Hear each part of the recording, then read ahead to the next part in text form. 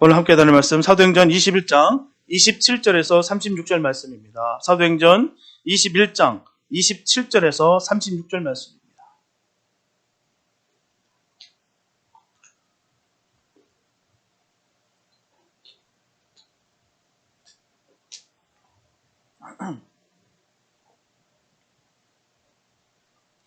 사도행전 21장 27절에서 36절 말씀입니다. 주님에게 한 말씀 봉독해 올립니다. 그 이래가 거의 참에 아시아로부터 온 유대인들이 성전에서 바울을 보고 모든 무리를 충동하여 그를 붙들고 외치되 이스라엘 사람들아 도오라. 이 사람은 각처에서 우리 백성과 율법과 이것을 해방하여 모든 사람을 가르치는 그 자인데 또 헬라인을 데리고 성전에 들어가서 이 거룩한 곳을 더럽게 하였다니 이는 저희가 전에 에베소 사람 드로비모가 바울과 함께 성내에 있음을 보고 바울이 저를 성전에 데리고 들어간 줄로 생각함일러라. 온 성이 소동하여 백성이 달려와 모여 바울을 잡아 성전 밖으로 끌고 나가니 문들이 곧 닫히더라. 저희가 그를 죽이려 할 때 온 예루살렘에 요란하다는 소문이 군대 천부장에게 들리매 저가 급히 군사들과 백부장들을 거느리고 달려 내려가니 저희가 천부장과 군사들을 보고 바울 치기를 그치는지라. 그의 천부장이 가까이 가서 바울을 잡아 두 쇠사슬로 결박하라 명하고 누구며 무슨 일을 하였느냐 물으니 무리 가운데서 어떤 이는 이 말로 어떤 이는 저 말로 부르짖거늘 천부장이 소동을 인하여 그 실상을 알 수 없어 그를 영문 안으로 데려가라 명하니라. 바울이 층대에 이를 때 무리의 포행을 인하여 군사들에게 들려가니 이는 백성의 무리가 그를 없이 하자고 외치며 따라가미러라. 아멘. 사람이 무엇인가를 얻으려면 어떻게 해야 될까요? 가만히 있으면 그게 얻어질까요? 그에 합당한 노력을 해야 우리가 얻을 수가 있습니다. 그래서 콩 심은 데 콩이 나는 것처럼 콩을 심는 그 수고와 노력을 한 다음에 수확을 거두기 위해서 기다리는 것입니다. 하지만 문제는 콩을 심지도 않고 콩을 거두려는 사람들이 너무나도 많다는 것입니다. 데살로니가후서 3장 10절에 보면 우리가 너희와 함께 있을 때에도 너에게 명하기를 누구든지 일하기 싫어하거든 먹지도 말게 하라고 분명히 기록되고 있습니다. 너무나 부끄러운 일이지만 오죽했으면 일하지 않는 자 먹지도 말라고 이렇게 성경에서도 말씀하고 있는 것이겠습니까? 그러나 일한다고 해서 모두 먹을 것을 구할 수 있는 것은 아니에요. 세상의 모든 원하는 바는 열심히 일하지 않으면 얻을 수 없게 만들어 놓았다는 것입니다. 분명하게 공짜는 없는 법이 있기 때문에 눈물 젖은 빵을 먹어보지 않는 사람만과는 말도 하지 말라는 말도 있다는 것입니다. 그렇다면 어떻게 자신이 원하는 바를 구할 수 있을까요? 예를 들어서 토끼를 잡든 호랑이를 잡든 아니면 쥐새끼라도 잡든 할 때 중국 삼국지에 기록된 방책에는 두 가지가 있습니다. 첫째, 직접 굴로 들어가는 방법이에요. 호랑이를 잡으려 해도 호랑이 굴로 들어가지 않으면 안 됩니다. 불이포열 부득호자라고 전하고 있어요. 즉 위험하더라도 호랑이 굴에 들어가지 않으면 호랑이 새끼도 잡을 수 없으니 호랑이 굴로 들어가는 적극성과 용기가 있어야 된다는 것입니다. 둘째, 호랑이를 산 밖으로 끌어내라는 거예요. 호랑이가 산을 떠나면 힘을 쓰지 못하는 법이기 때문에 끌어내야 된다는 것입니다. 조이산지계라고 전하고 있어요.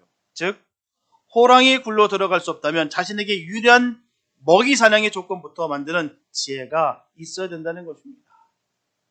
그래서 그런지 옛 속담에도 그런 말이 있어요. 호랑이가 평양에 내려오면 개에게도 희롱을 당한다.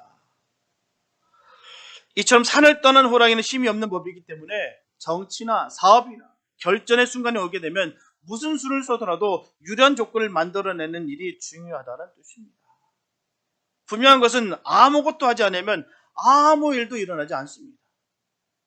위기 속에서 기회가 만들어진다는 말은 거짓말이 아니에요. 실언이 아닙니다. 그래서 진짜 위기는 그것이 위기인 줄 모르는 것이고요. 더 위험한 것은 위기인지를 알면서도 불구하고 아무것도 하지 않는다는 것입니다. 주님께서 주신 비전을 가진 사람들이 그 비전을 성취하기 위해서 피나는 노력이 또한 훈련이 그리고 땀의 결과가 그 모든 성취를 가능하게 하는 것입니다. 그러나 분명한 것은 먼저 두려워하지 않는 용기가 필요하다는 거예요. 그리고 그 비전을 성취하기 위해서 분명한 목표가 있어야 되는 것입니다. 그런데 도중에 우리가 피해야 할 것은 두려움이에요. 두려움은 주님께서 주신 그 비전을 성공적으로 이끌 수가 없습니다. 그렇다면 그 두려움을 이기는 용기는 어디서 나타나는 걸까요? 바로 예수님 되십니다. 주님으로 인하여 그 용기가 생기는 거예요. 주님이 주신 믿음이 있으면 결코 두렵지 않습니다. 산을 옮길 수 있는 믿음이에요. 주님에 대한 깊은 신뢰는 두려움을 극복하는 가장 강한 무기인 것입니다. 주님 앞에서 가능하지 않는 것은 하나도 없어요. 주님 안에서 능치 못함이 없습니다. 늘 믿음 있게 되실 축복합니다. 주님과 함께라면 난 지지 않는다. 주님과 함께라면 난 이긴다. 늘 이런 믿음 있게 되시길 예수 여러분 축복합니다. 이게 믿음인 거예요. 그러므로 얻어지는 모든 성취와 성공들은 다 하나님께 속한 것입니다. 내가 땀을 흘렸으니까, 내가 노력 많이 했으니까 아니라 하나님께서 나의 삶을 기뻐하시고 내가 최선을 다해 주의 영광 돌렸을 때 하나님께서 역사심으로 말미암아 내가 이 뜻을 이뤘노라.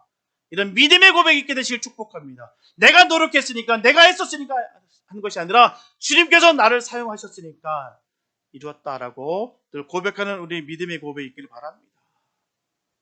저와 여러분들은 우리를 향하여 모든 가능성을 열어놓으신 오직 하나님만을 의지하고 나아감으로 말미암아 무엇인가를 성취하고 얻을 수 있는 진정한 믿음의 사람들이 되시기를 축복합니다. 오늘 본문에 보게 되면 예루살렘에서 사도 바울은 환난을 만납니다. 사도 바울을 죽이기로 작정한 유대인들은 사도 바울을 성전에서 체포해서 벽에 억울한 누명을 씌웠어요. 그리고 유대인들은 사도 바울이 이방인 드로비모를 데리고 예루살렘 성전에서 이방인의 뜰을 넘어섬으로써 성전을 더럽혔다는 것입니다. 그러나 이런 터무니없는 모략이었고요. 사도 바울을 죽이기 위한 더러운 술책이었습니다.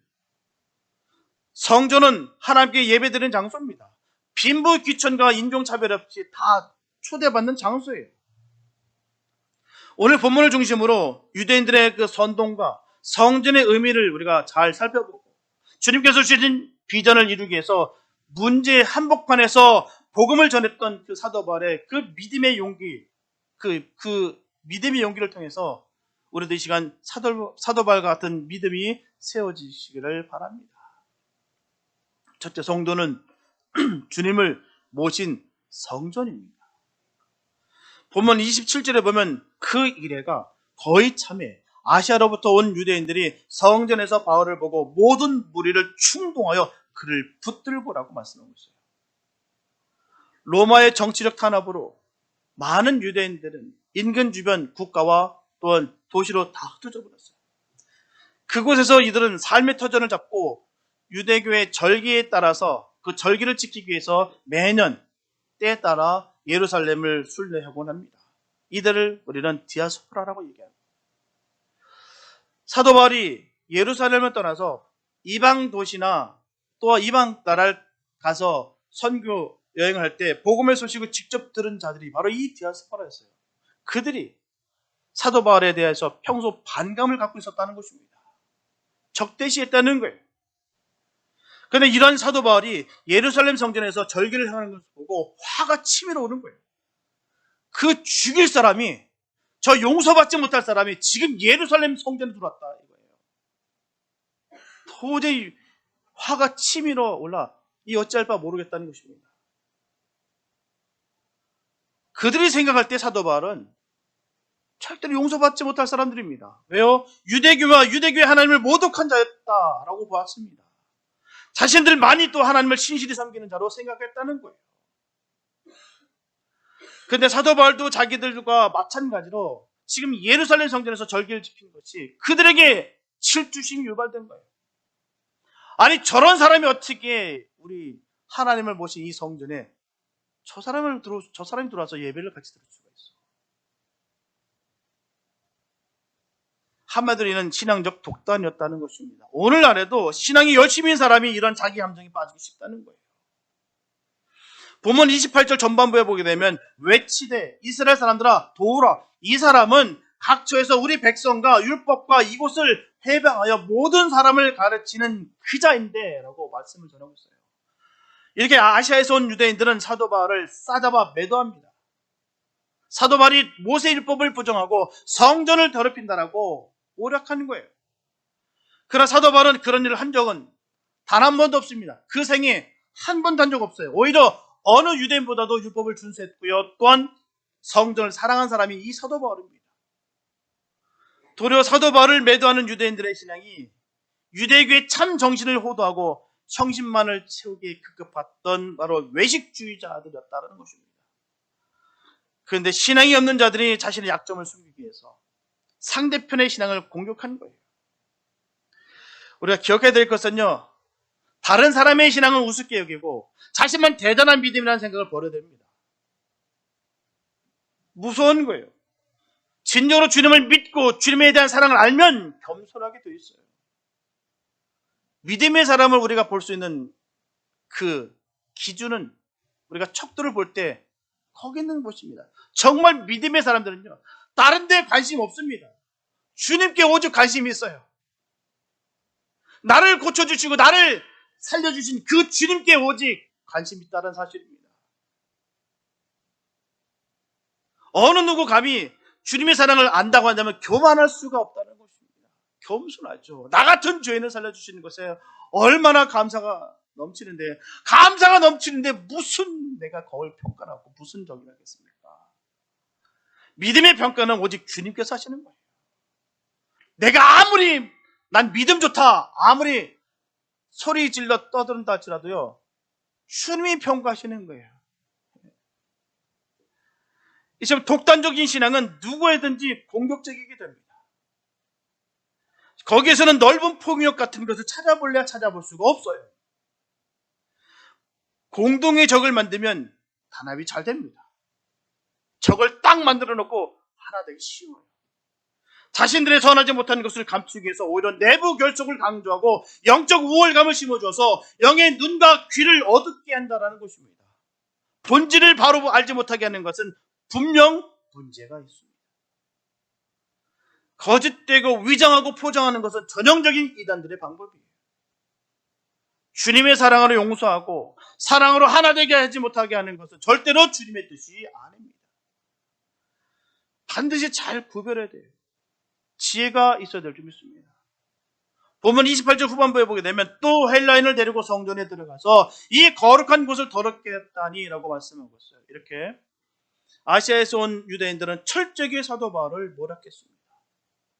없었던 일을 있었던 일처럼 꾸미는 자들이었다는 것입니다. 이게 죄인 거예요. 없었던 일을 있었던 일처럼 꾸미는 것. 사도 바울이 에베소 사람 드로비모와 함께 예루살렘 성전에 들어가 거룩한 장소를 더럽혔다는 것이었습니다.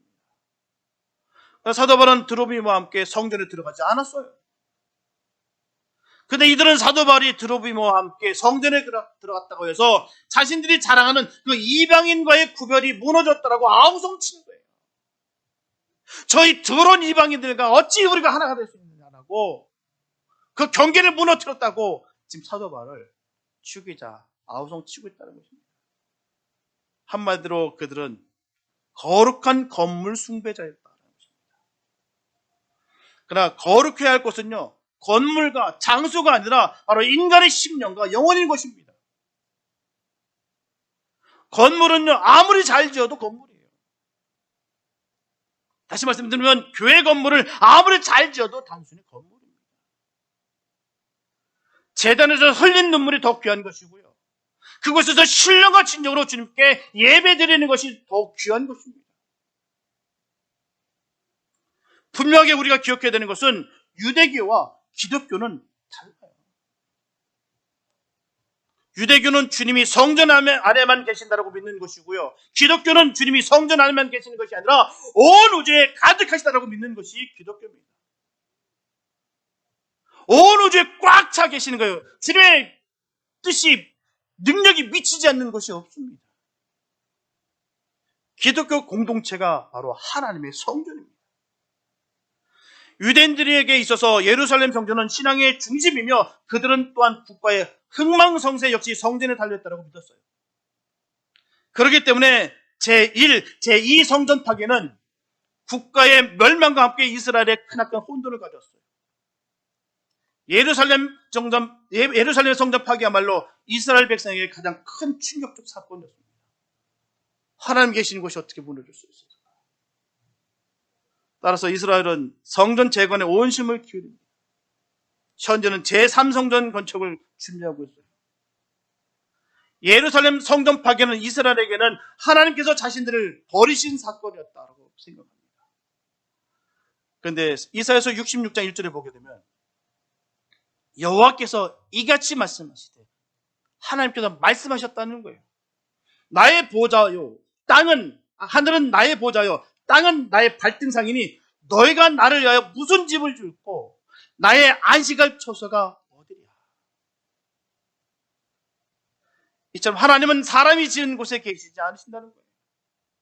그것은 하나님이신 성자 하나님 되신 예수님께서 세상에 오셔서 그의 백성들과 함께하심을 보이시며 확증해 주셨습니다.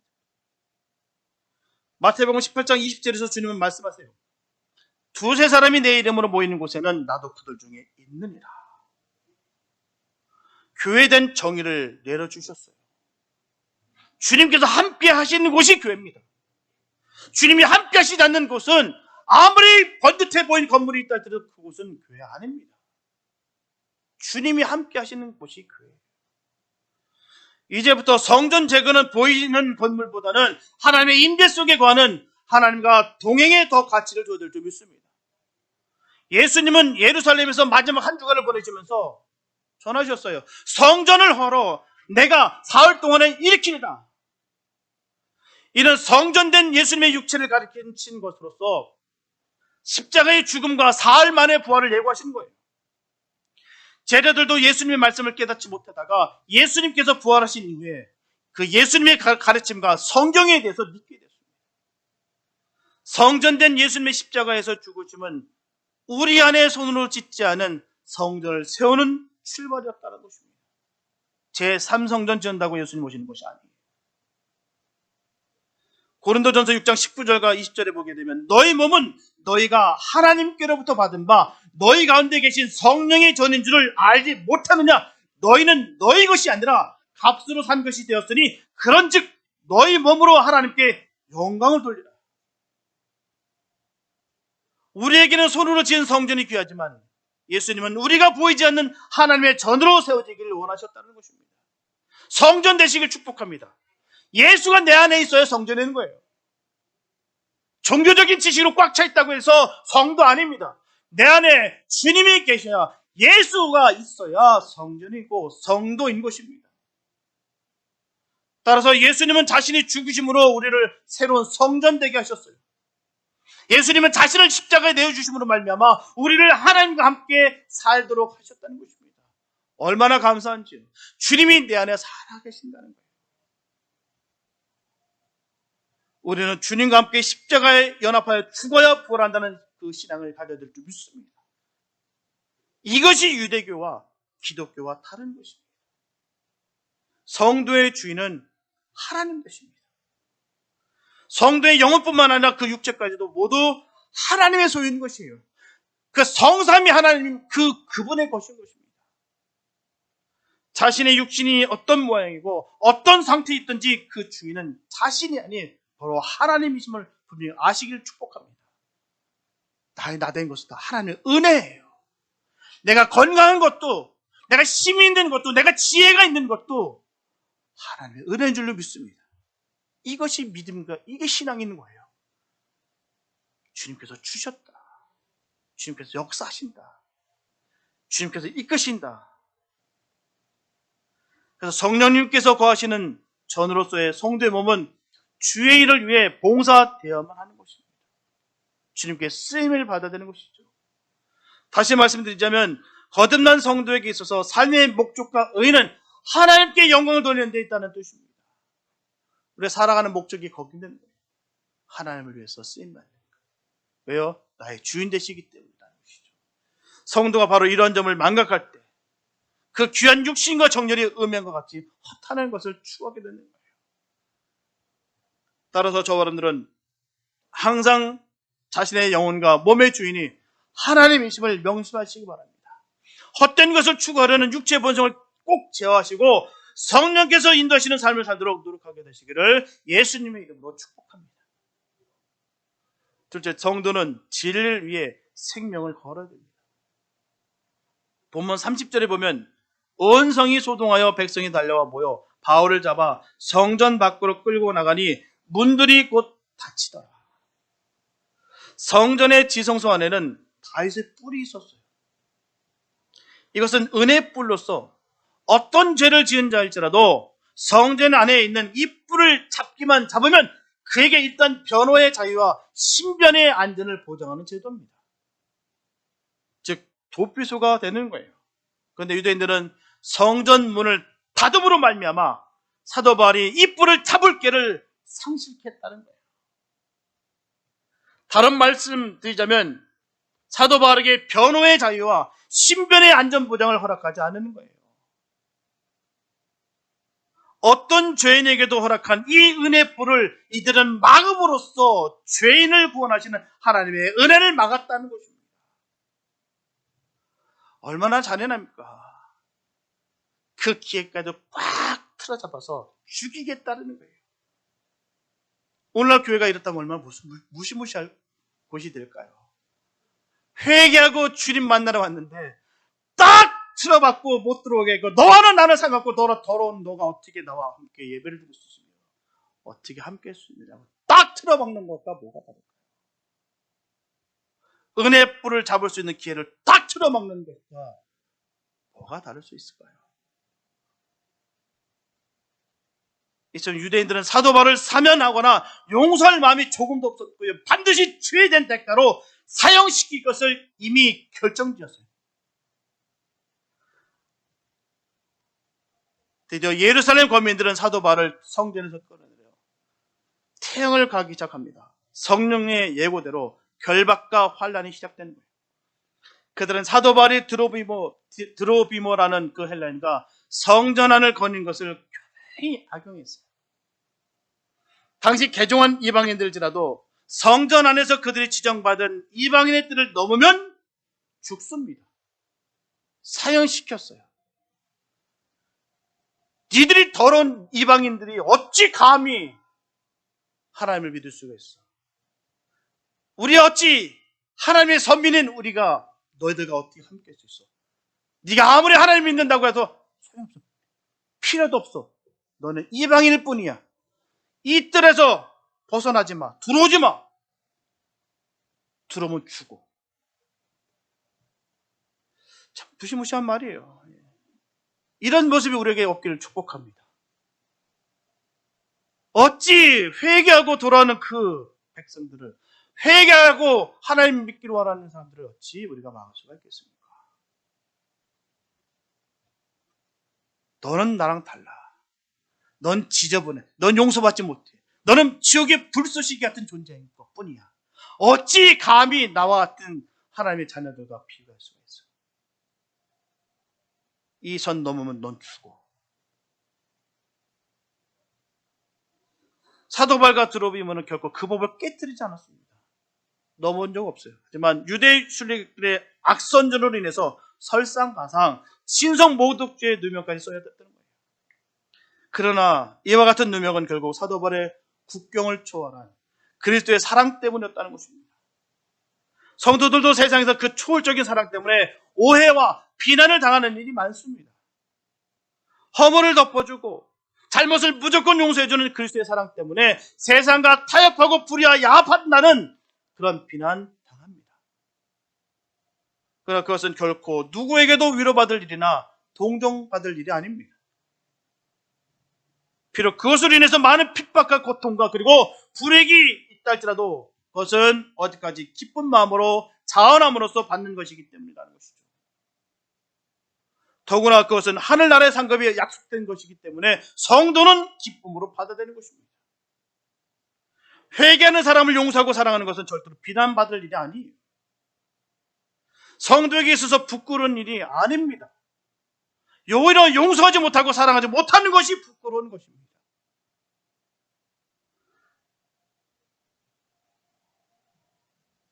너는 나랑 달라.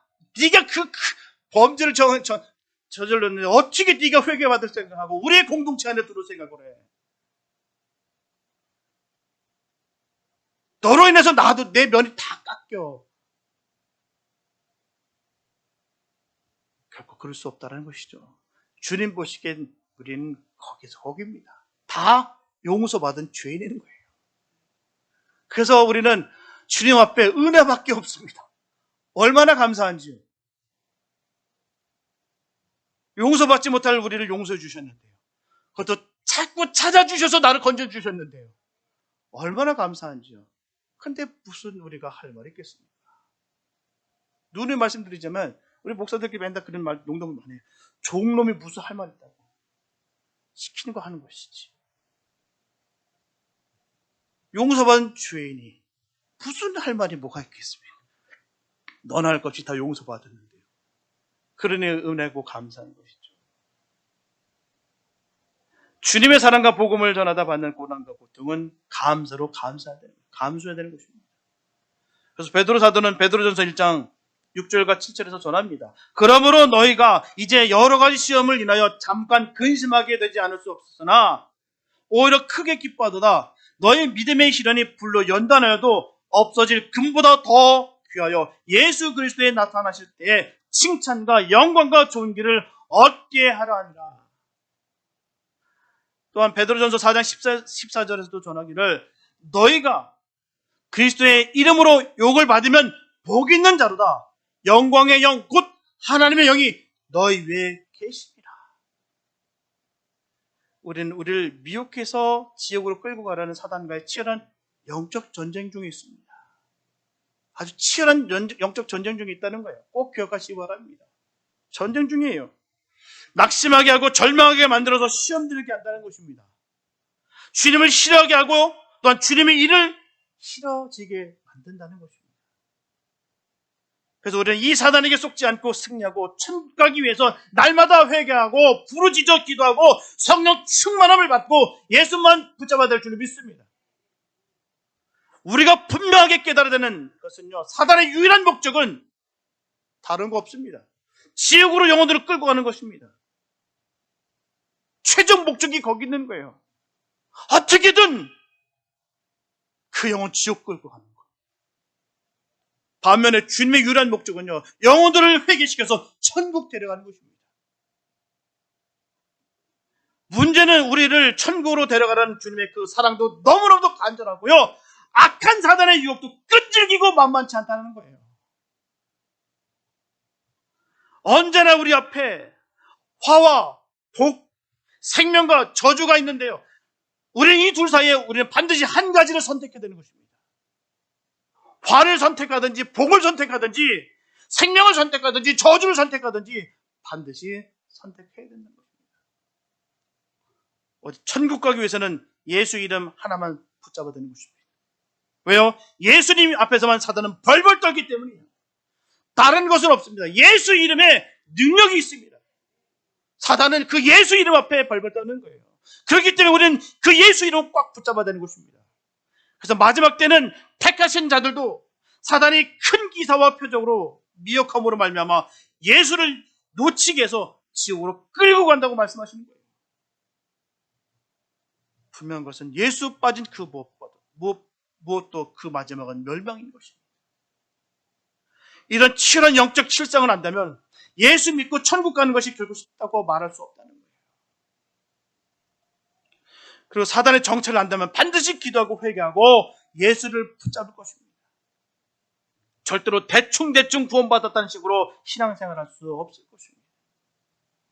만약 우리가 이 땅에서 이미 구원받았고 생명책의 이름이 한 번 기록되고 그 이름이 지워지지 않고 영구적이라면 사단은 그렇게 죽지 않으면 살기로 믿는 자들을 미혹하고 유혹할 이유가 전혀 없습니다. 끝난 게임인데 왜 하겠습니까? 사단의 목적은 오직 지옥 데려가는 것으로서 이 땅에서 믿는 자일지라도 지옥 데려갈 가능성이 있기 때문에 그렇게 죽지 않으면 살기로 공격하는 거예요. 잊지 마시기 바랍니다. 구원을 이루라 말씀하셨어요. 언제라도 구원에서 탈락될 수 있다는 말입니다. 그러므로 사단이 살아있고 내가 제대로 천국 가는 길을 가고 있다면 반드시 사단의 공격이 되어져 있다는 것이 당연한 것입니다. 난 예수 잘 믿어보려고 하는데 왜 이렇게 시험이 많고 왜 이렇게 공격이 많을까? 당연한 것입니다. 자꾸 상담하면서 저한테 그렇게 물을 때 되게 많은 사람들이요. 아니 예수 한번 제대로 믿어보려고 하는데 왜 이렇게 나한테 이런 일이 자꾸 벌어질까요? 당연한 것이죠. 사단은 가만두지 않는데요. 지금 주님께서 함께 하시기 때문에 그렇습니다라고 해도 얼마나 위로가 되는지 모르겠어요. 그러나 정답인 거예요. 내가 정말 주님 편에 서게 있다면 사단의 공격은 반드시 있습니다. 내가 생각하지 못한 그 방법을 통해서 들어온다는 거예요. 결코 예상하고 내가 예측하면 효과가 없습니다. 내가 전혀 생각지도 못했던 내가 뜻밖의 일들로 인하여 그렇게 공격 들어오는 것입니다. 그렇게 넘어뜨리게 되는 거예요. 사단의 공격과 방해가 없다면 나는 편한 길, 지옥길, 넓은 길로 가고 있다고 보면 정확합니다. 하나님의 은혜와 축복은 환난과 핍박 속에서 주어지는 것이지 그냥 만사형통이 아니라는 것을 분명히 알아야 되는 것입니다. 이런 영적 실상을 알지 못하면 예수 믿는 가운데 어려움과 환난이 오면 주님을 원망하고 신앙을 등지게 되는 거예요. 만약 예수 믿고 복만 받기를 원한다면 무당 찾아가는 것과 별반 다르지 않습니다. 그러므로 예수 믿는 것 때문에 천국을 바라보기 때문에 내외적으로 환난과 핍박을 당하고 있다면 오히려 크게 기뻐하시기 바랍니다. 진리의 길을 제대로 가고 있는 확증이기 때문이에요. 그리고 천국의 그 상급이 클 것입니다. 반대로 천국도 바라보지 않고 제 가운데 있는데도 불구하고 일이 술술 잘 풀리고 있다면 사단이 뒤에서 밀어주는 거예요. 그 결과 그 마지막은 멸망임을 분명히 하셔야 됩니다. 언제나 주님은 그의 자녀들이 죄 가운데 있으면 반드시 징계한다는 사실을 알아야 됩니다. 징계가 없다면 사생자인 거예요. 역으로 쏘아가지고 나는 죄를 져도 나는 특별하니까 괜찮아. 나는 무사통과야. 내가 얼마나 기도를 많이 했는데 내가 얼마나 많이 지금까지 주의를 많이 했었는데 그러니까 나는 특별해. 다른 사람들은 다 이렇게 하나님께 징계하시더라도 나는 특별히 사랑하기 때문에 내가 죄를 짓는다더라도 나는 용서하시고 아무렇지도 않게 하시오. 이게 속는 것입니다. 이게 사단의 속삭임인 거예요. 죄를 지면 죄값을 받게 돼 있습니다. 저 여러분들은 사단의 어떤 공격과 핍박과 음해에도 조금도 굴하지 아니하고 예수 믿고 회개하는 모든 영혼들을 주님께서 빛으로 푹 싸셔서 천국까지 인도하실 것을 믿으시고 늘 기쁨으로 승리하게 되시기를 예수님의 이름으로 축복합니다. 사랑하는 여러분, 예수님은 마태복음 28장 18절에서 20절에서 우리에게 이렇게 약속하셨어요. 하늘과 땅의 모든 권세를 내게 주셨으니 그러므로 너희는 가서 모든 족속으로 제자를 삼아 아버지와 아들과 성령의 이름으로 세례를 주고 내가 너에게 분부한 모든 것을 가르쳐 지키게 하라. 볼지어다 내가 세상 끝날까지 너희와 항상 함께 있으리라. 얼마나 감사한지. 전 이 말씀을 믿습니다. 예수님께서 성령으로 우리와 함께 늘 살아 역사하십니다. 내 안에 계신다는 거예요. 내가 바로 주님과 함께하기에 우리가 성전인 것입니다. 움직이는 성전이에요. 그 은혜를 늘 격하시고 늘 승리의 삶 사시길 축복합니다.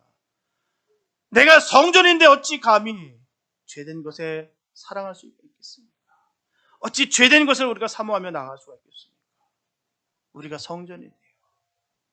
그러면 예수 그리스도를 믿는 자들은 고난이 와도 핍박이 와도 성령의 도우심으로 말미암아 능히 이길 수 있습니다. 그래야 영광의 길로 나갈 수가 있습니다. 예수 그리스도의 복음을 잘 알지 못하고 복음을 믿고 따르는 우리들을 비웃는 사람들이 많이 있어요. 그러나 하나님께서 우리 편이 되신다는 것을 꼭 기억하시기 바랍니다. 그리고 우리가 믿고 따르는 복음이 성령의 핵심이고 하나님의 뜻입니다.